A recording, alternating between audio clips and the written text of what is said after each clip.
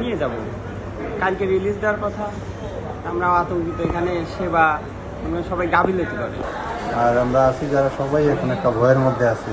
না আমাদের রুগী নিয়ে যাবো।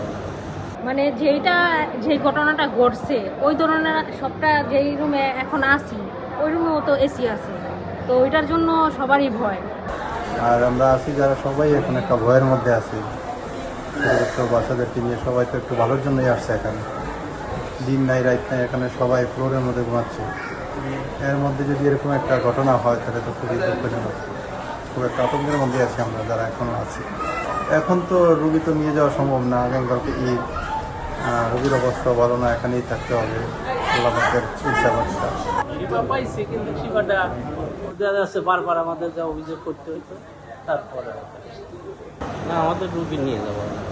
না ভয় পেয়ে নেই, একটা রিলিজ দেবে আমাদের রুগী আজকে অথবা আগামীকাল।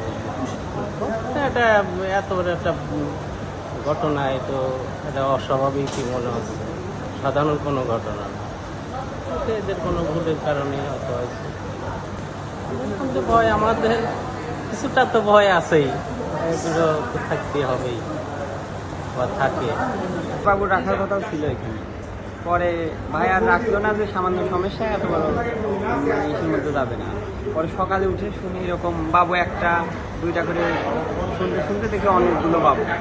আস্তে আস্তে জানায় সব লোক নিয়ে যাব। কালকে রিলিজ দেওয়ার কথা, আমরা আতঙ্কিত। এখানে সেবা সবাই গাফিলতি করে, লোকজন ঠিক মতো করেন, দায়িত্ব পালন করে না। আজকে ছাড়বে না, কালকে যাইতে পারবে।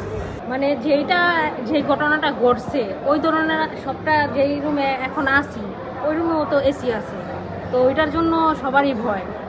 যেই রুমে এসি আছে সবারই তো ভয় থাকতেই পারে, বুঝলেন না?